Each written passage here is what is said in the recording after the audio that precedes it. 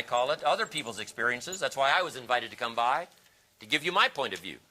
Other people, their experiences sometimes can be so valuable. How valuable is someone else's experience? I'm telling you, it could save you a divorce. Someone else's experience could save you bankruptcy.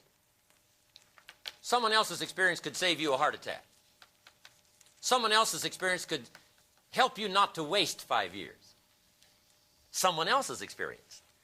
To give you a clue, something they've lived through, give you some clues. You don't have to go through it. Or at least if you went through it, and then you'd learn how to survive. Other people's experiences can be so valuable. And that's why the process of learning is so important. To invite people into your life. To invite people to come by or to go where they are. Now, there's two kinds of people to learn from. Jot this down. Number one, failures. You got to learn from failure.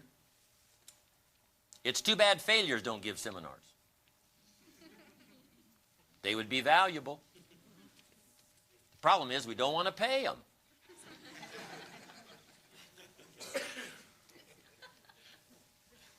Here's a clue. Learn from negative as well as positive.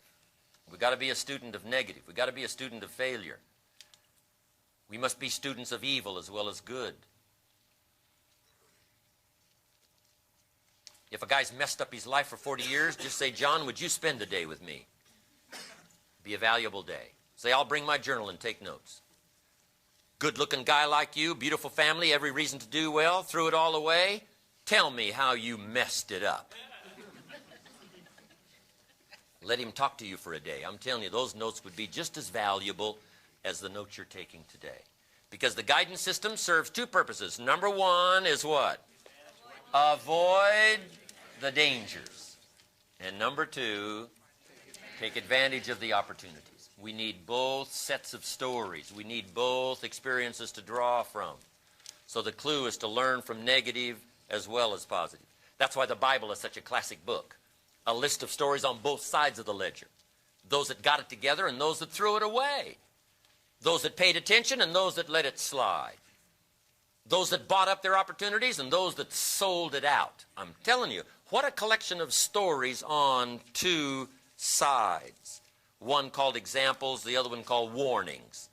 Good sets of stories, warnings and examples. And if your story ever gets in one of those books, make sure they use it as an example, not a warning. So learn from negative as well as positive. In leadership we teach, find out what poor people read and don't read it. I mean, this stuff is not difficult to figure out. Find out how they talk and what? Don't talk like that. Find out, right? Their blame list and what? Tear it up and throw it away. It's not serving them well. So learn from negative as well as positive. But now here's the other side. Learn from positive. People that have got it together. People that have got good health. Find out. A mother who has magic with her children. Wouldn't you want to know? You say, Mary, meet me tomorrow morning for breakfast. Neat little cafe, you won't believe the service. I'll pick up the tab. So you meet Mary for breakfast and you say, Mary, I got to know, where'd you get this magic with your children?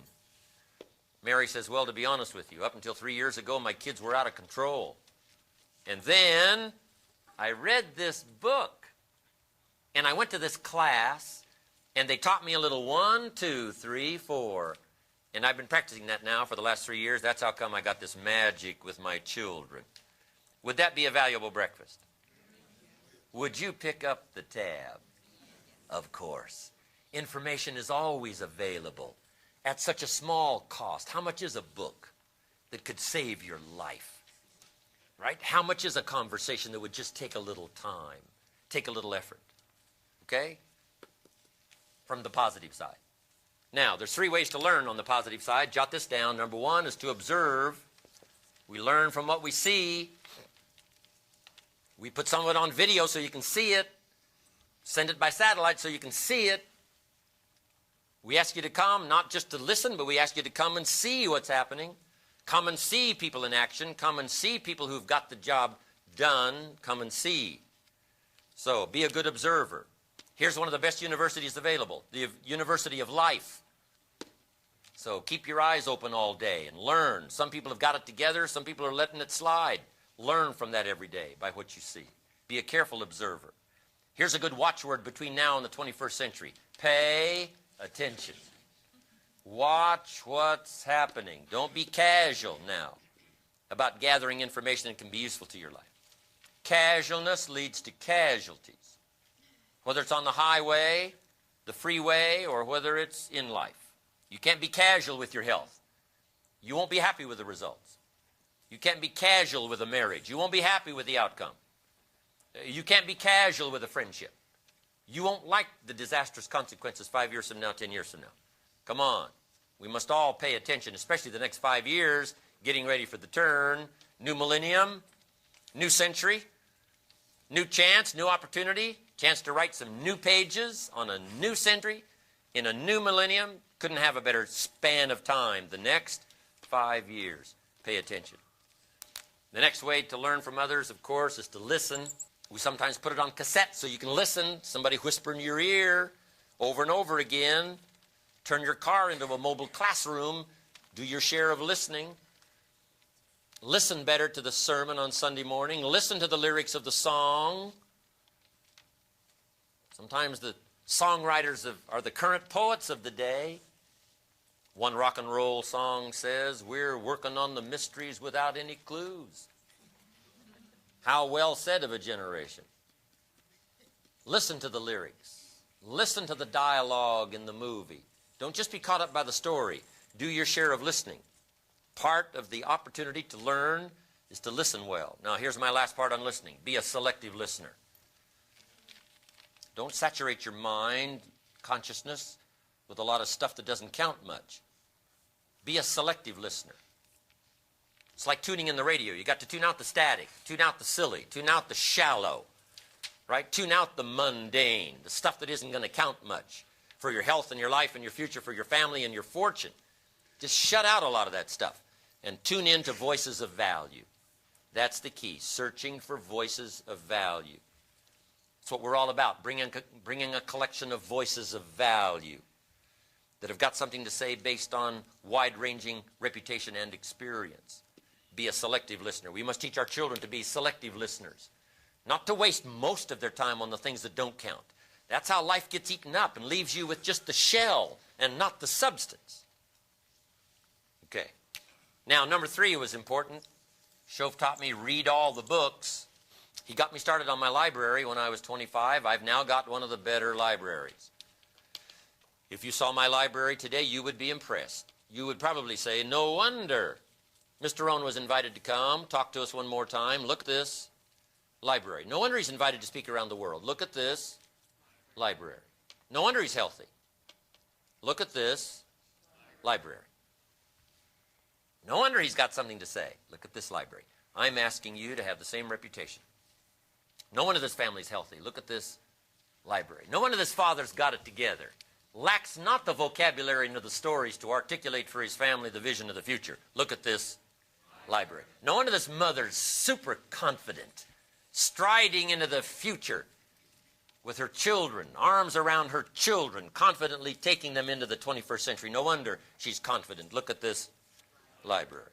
No wonder this person's got a sterling sales career. Look at this library. No wonder this person understands management second to none. Look at this library. No wonder this person's an extraordinary entrepreneur, building an incredible organization worldwide. Look at this library.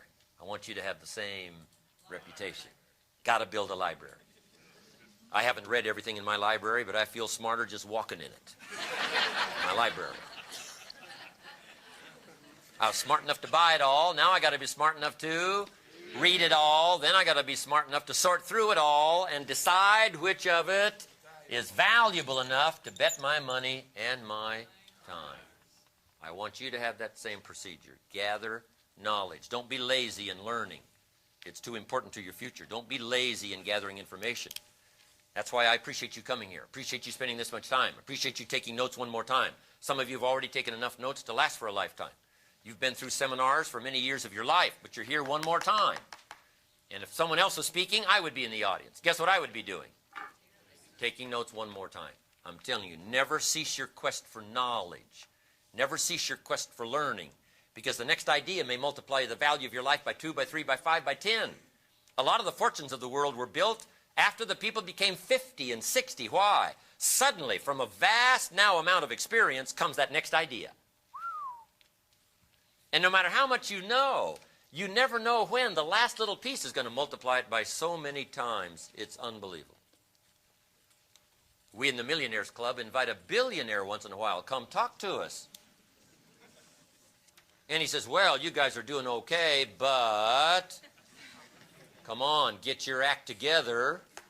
No telling what else you could do with the rest of your life. So, always be eager to learn. Always be eager to gather up that next bit of information that can explode your life into all kinds of equities and values.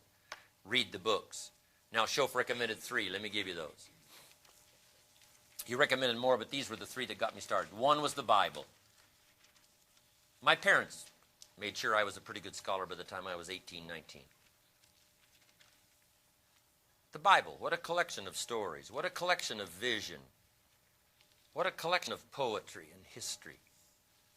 What a collection of nuances, ways to say it unmatched by any other collection of documents that I know of. The Bible. Number 2 was a book called Think and Grow Rich. Think and Grow Rich. Shoaff said to me, Mr. ROHN, doesn't that title intrigue you? I said, yes, sir. He said, wouldn't you have to get that book? I said, yes, sir. So I went searching for it. Guess where I found it? In a used bookstore. I paid less than 50 cents for it. I've still got the copy. Found out later it was a rare hardback cover. Think and Grow Rich by Napoleon Hill. Napoleon Hill. What an extraordinary little book. Helped change my life. Think and Grow Rich. Now, it's got a few weird things in it. Napoleon was from California, I think. But you can separate out the weird stuff, okay? Unless you're weird, just do the weird stuff. No, not really. There's so much value in this book, you know, and whatever. Make your own search and your own evaluation. But this book greatly affected my life. Now, another book that helped me become a millionaire by 31. Here's the title. If you're ready, say I'm ready. Ready. The title is called The Richest Man. The Richest Man in Babylon. Until my new book comes out,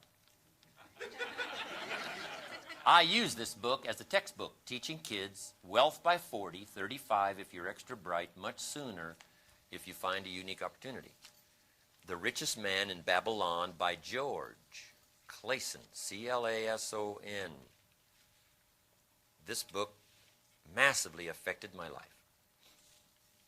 Jot this down now under the title, Richest Man in Babylon by George Clason. Number 1, this little book is easy to find. Easy to find. The average bookstore's got it. If they haven't got it, they can get it for you. It's easy to find. Here's number 2. It's easy to buy. The most you can pay for it is $12, $15. You can borrow that from your kids. $12, $15.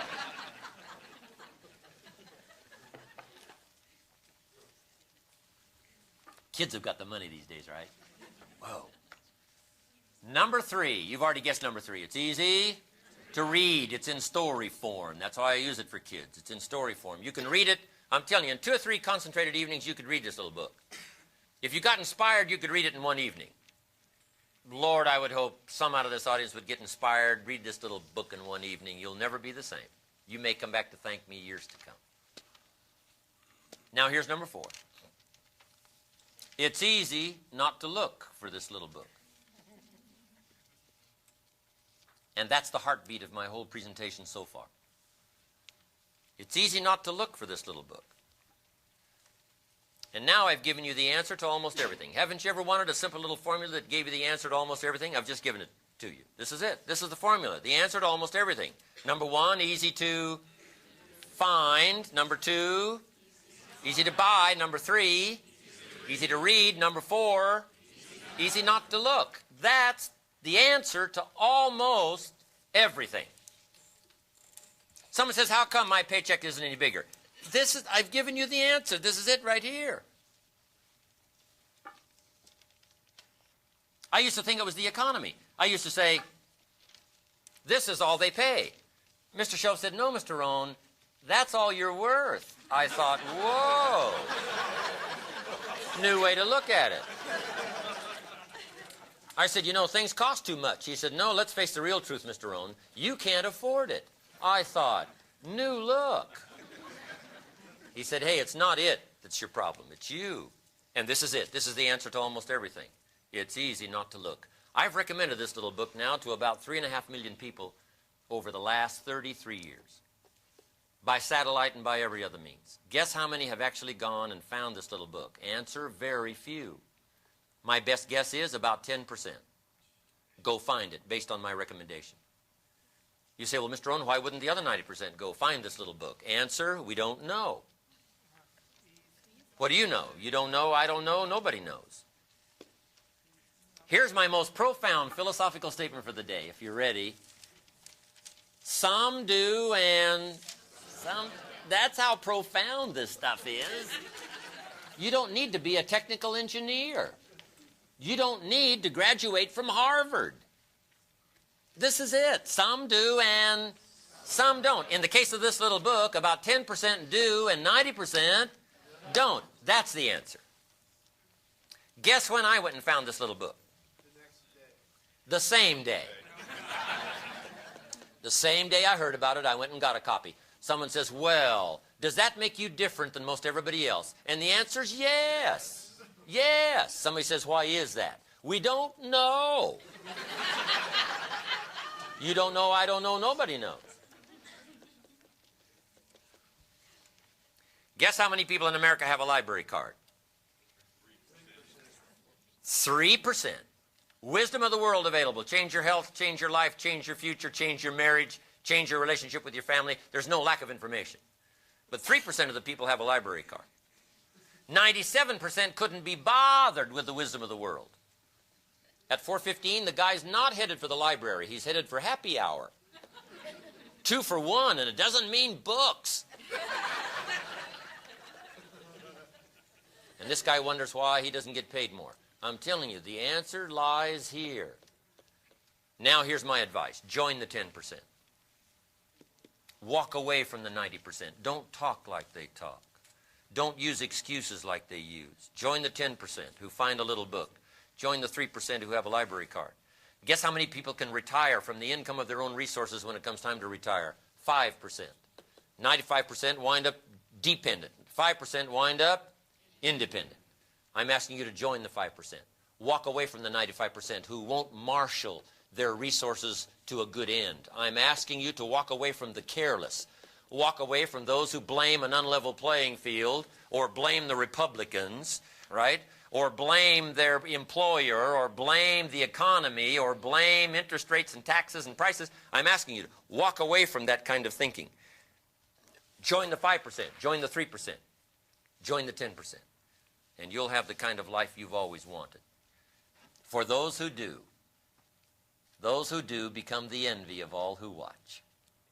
And the 90% wonder why it doesn't happen for them, and they wonder why you were so lucky. But your testimony will now be, here's how I did it. I went and found the book. I got me a library card. I put my finances together so that I became financially independent. I joined the 5%. I'm asking you to do that. You must take on responsibility for your own education. Now, those first few years of our life, right, we were forced to. Through high school, you got to go to school. Someone says, well, I've finished school. Well, it's okay to finish school, but here's the clue. Zig Ziglar said it well. Don't finish your education. Education is a lifetime matter. Education goes on and on. The next clue can double the resources of the values of your life. Never cease your quest for knowledge. Become self-educated. That's the clue. It's like motivation. You've got to be mostly self-motivated. Life reserves all of its treasures for the self-motivated. Somebody says, boy, if somebody just come by and turned me on, what if they don't show up? I mean, you got to have a better plan for your life. Self-motivation. Now, here's the last clue, self-education. Formal education gets you a job. Self-education gets you rich. Formal education make you a living. Self-education make you a fortune. So I'm asking you to do like you're doing today. Never cease your quest for knowledge. Develop a thirst for ideas that can be life-changing, and then pass it along to your children. What's been so exciting for me, ever since I learned this stuff, I also learned ways to pass it along. At first, I passed it along to my employees. I passed it along to the people who worked for me, and some of the people that I knew in my neighborhood. But then, when I was invited to step outside my little comfortable environment of my corporate world and step out to the public like I'm doing today and share it with an audience outside, that's when my life took on a whole new dimension. And there isn't anybody here who can't share. Recommend a book. Quote someone a poem. Give someone a dialogue from a movie that causes someone to think. Quote the lyrics from a song. Give someone the benefit of just a minute or two of your experience. It may be a light in a dark place that'll help somebody to walk out of the shadows and into the sunlight.